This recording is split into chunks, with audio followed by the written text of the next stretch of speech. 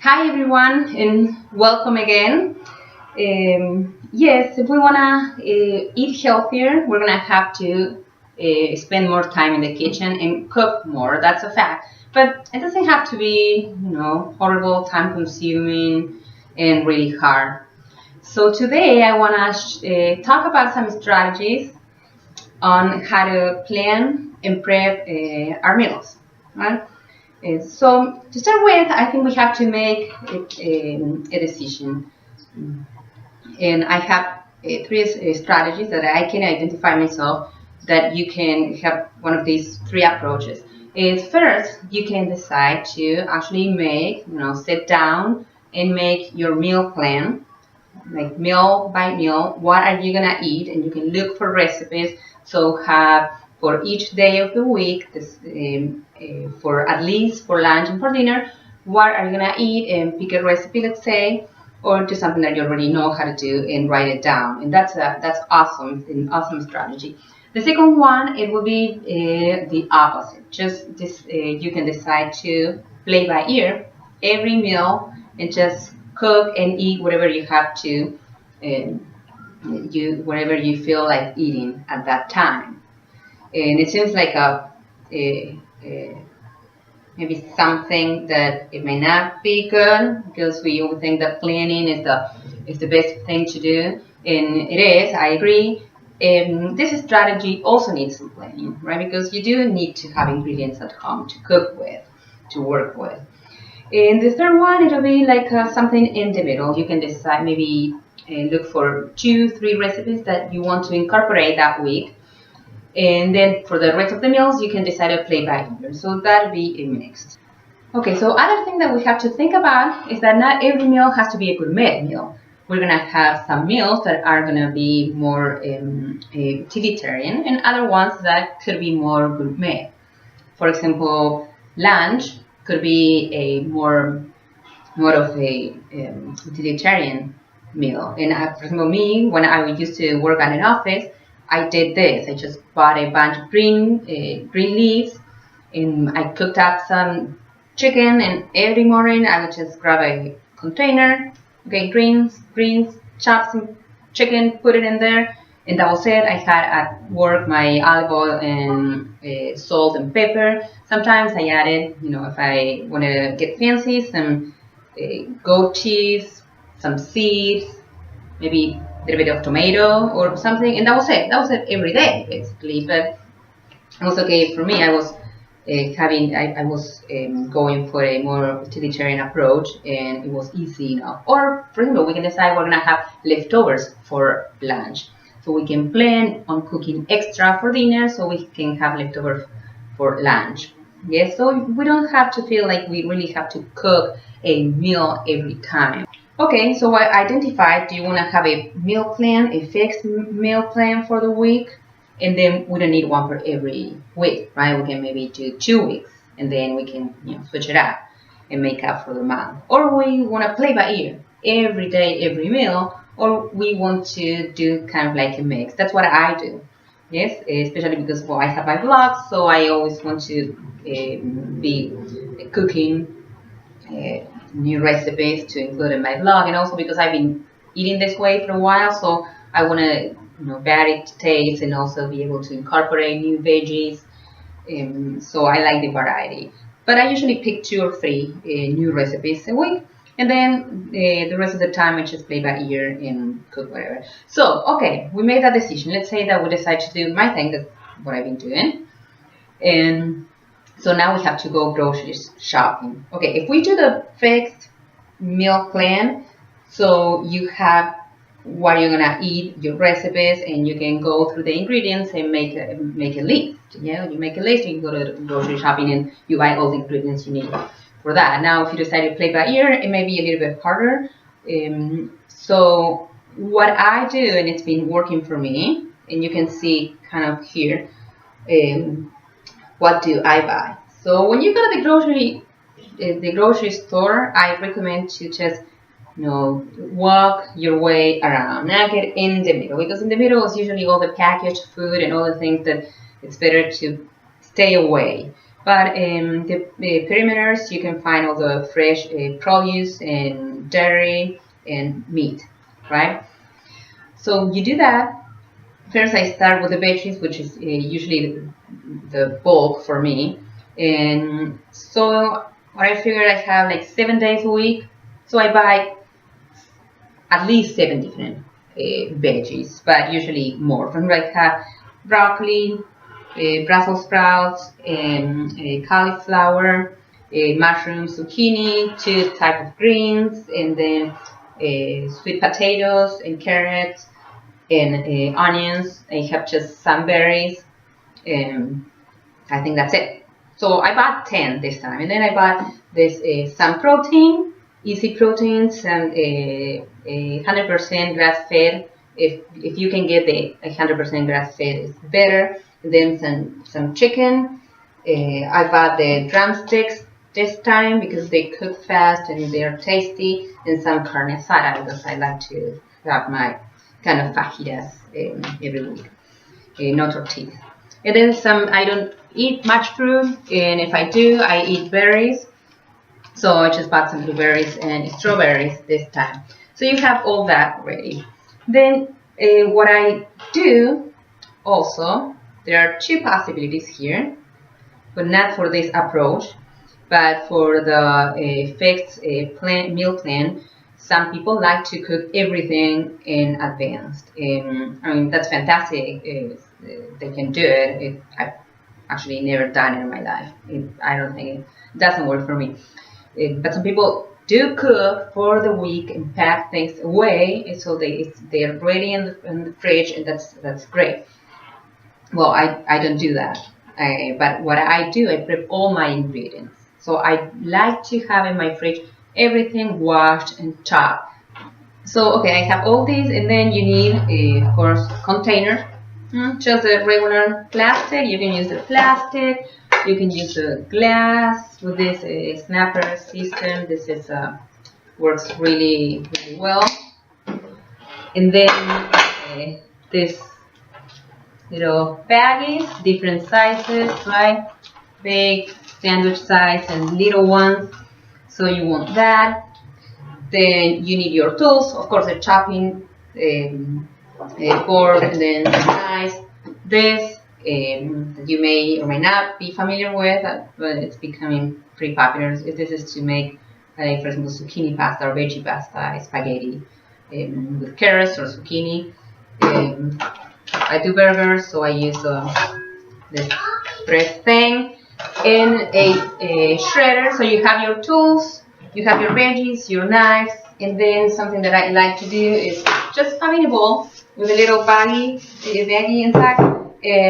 So this is for, all the trash, let's say. I just put it all there. When I'm done, just take it out, put it in the trash, and it's clean. It works for me. So you can steal that idea. Okay, scissors, peeler, and that's pretty much it. Okay, so now we're gonna start chopping and cutting. Yeah, the fun part. And I'm gonna show you. I'm not gonna do it all for you because it may take maybe like an hour. Say, well, depending on how fast are you or how many veggies are you chopping. I'm not a chef, so I don't have like a chef speed. I'm more like a regular woman cooking.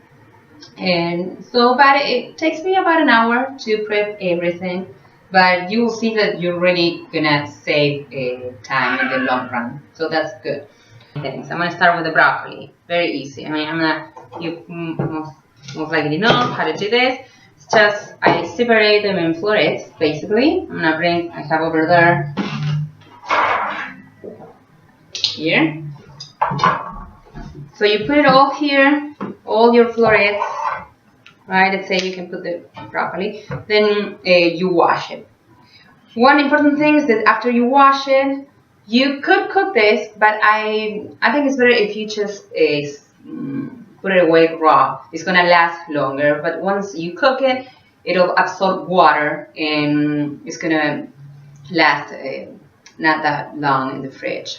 I found that I can shop for a week and everything is good. There's a website which is really good and I recommend. It's called it's still tasty. They tell you how much you can storage and veggies and lots of things, fresh and fridge and frozen or so it's still tasty.com. So broccoli, you do that, wash it, and also pat it dry with your paper towel. Same thing with the cauliflower. You have to remove this part in the center.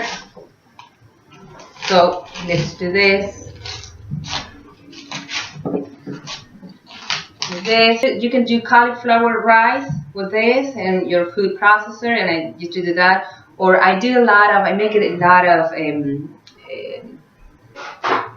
roasted vegetables. So you're gonna have to have some idea of what you wanna do. Like I know I like roast veggies, so I cut my veggies kind of so they are ready to be roasted. And this would be the size for the broccoli and the cauliflower. Yeah. So you basically do your florets. They can be bigger or smaller, and then you have them and wash them and put them in a container. Brussels sprouts. There are two ways I think you can do it. Remove the end. Bye bye. Now we cut them in half.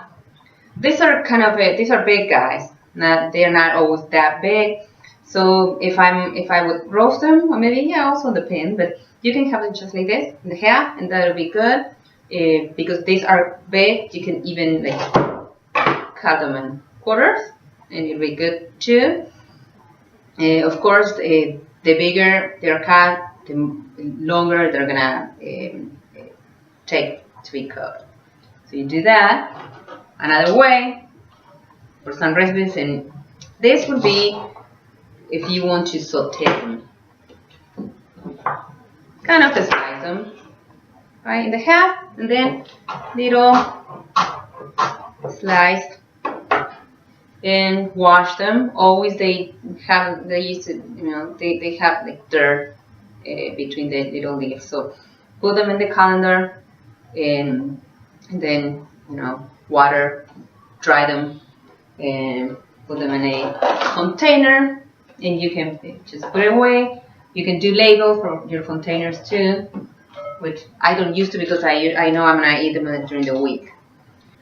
Then onion, you can chop up all of your onion little squares if you wanna maybe to incorporate it into some, I don't know what, maybe like in an omelet, let's say, maybe. Or I like to do the fajitas, which is, most likely most of you know how to chop an onion. These three ingredients, for example, these are for the recipe of the week. This week it's going to be a busy one. It's Christmas time, so only one new recipe. I'm going to be doing these fritters.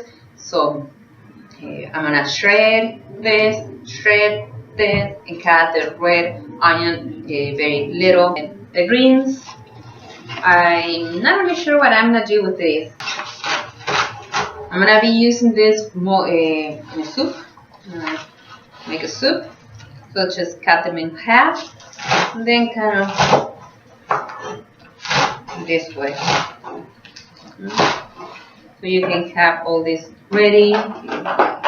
You don't wash them. You can wash them before or after cutting them.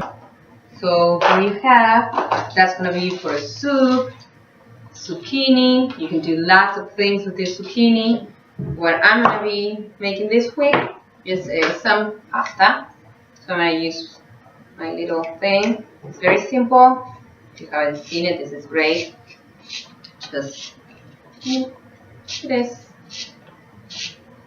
And you have spaghetti. If you go to my website, www.yourbesthc4healthcoach.com, there's a recipe of this cauliflower Alfredo, and it's delicious. It's easy to make, it's delicious, and it's just cauliflower. So it'll be double win. Cauliflower veggie with veggie, and it tastes delicious. So I recommend that recipe. Go to my website, the blog, and you'll find it there. So well, that's it. Yeah, this is how it works. It's finished there. Then again, you put it in the container. It's ready to go. Bell peppers. You can, for example, like for the peppers and the onions, I usually have 2 different containers and chop in different ways. So I have it in small squares or medium squares, and then my big, long chunks for the fajitas. So I'm not gonna do that now. Or and also, if you buy veggie and you don't have any clue how to cook it, how to cut it, how to wash it, just Google it and you'll get all the answers there. So that's great. And these mushrooms like these are washed already, and I remove the little stem, just slice them. That's what I do because I like this for breakfast with maybe some spinach and have it in an omelette. So, and for these mushrooms, see, we can use the little baggie for those there. And so, yeah, what else? What else do I have here? Well, that's it. Well, I have the zucchini, and the zucchini you can cut them in other shapes, of course, right? Depending on what you want to do with them. So that's pretty much it with the veggies. After you finish with your veggies, because I'm gonna use the same chopping board, and we have to be really conscious with health, right? We don't want anybody to be sick, so we have to be really careful how we handle our food when we cook. Then, okay, I have my beef, and I'm gonna do this here. I'm gonna do this real quick because I love burgers. Sometimes you look at recipes and again they look delicious, but I don't know, you have to chop herbs and onion and grab a bowl and mix them up and then some breadcrumbs and blah blah. I just go simple, right? I have my beef, that just cut it. I cut it in 3 pieces. Grab my thing here, put it in the middle, press it down like this. Then you have a burger ready to go. Just put salt, pepper, and your favorite rub or not rub, and that's it. And it takes nothing, 30 seconds to make. Right? You have your protein. Then you can cook your chicken in advance, and I do that a lot. I always cook in advance. And then your carne asada. This is a good option because it cooks really fast. And it's really tasty, and you can have a kind of a fajita plate that I like to make.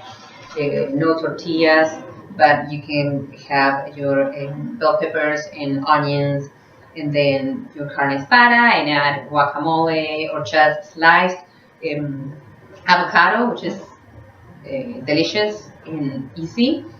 And then sour cream, jalapenos, love jalapenos. That's it. Riquísimo. Okay, so this is pretty much it. So remember, it doesn't have to be hard. You can do it. I know you can do it. And if you are more skilled in the kitchen, this is gonna be nothing for you. And if you're starting, go for it, and it's gonna be fine. So make the decision. Do I want to have a fixed menu for the week? You can plan on that, and then do your grocery list and buy those ingredients. Do you want to play by ear? In that case, mostly I think you're going to be eating lots of saute and roasted veggies, salads, for example, some casserole recipe. That's something that you can kind of play by ear and put together on the go, or some crock pot recipe. That's also very simple, and you can do it. For example, for the chicken, you can do a crock pot, and that's going to last several days. So are you going to do your fix, or you are going to play by ear every time, or you're going to do a mix and incorporate new recipes? In that case, just buy your basic, and your analysis is going to be kind of more or less the same. So that's going to make things easier, actually. Lots of veggies, stay in the parameters of the supermarket. Don't go in the middle unless you really need something I don't know what, or sometimes I go there for the kids. They do eat pasta and rice, so I have to buy those things or coffee or whatever. And then buy also the ingredients you need for the recipe or recipes that you picked, and then prep. If you can do this, I totally recommend to prep your ingredients, because it's really going to set you up for success, and it's going to save you time in the long run, and it's going to be ready there. Yes, so you have it all packed. Remember the website if you want to check it out. It's stilltasty.com. But if you cook for the week, and you wash the things, you pat them dry, you store them in a good container with the lid or the baggies, it's gonna last a week. If the meat, of course, cook it up. If you buy for the week, cook everything in advance, and then you can reheat it and eat.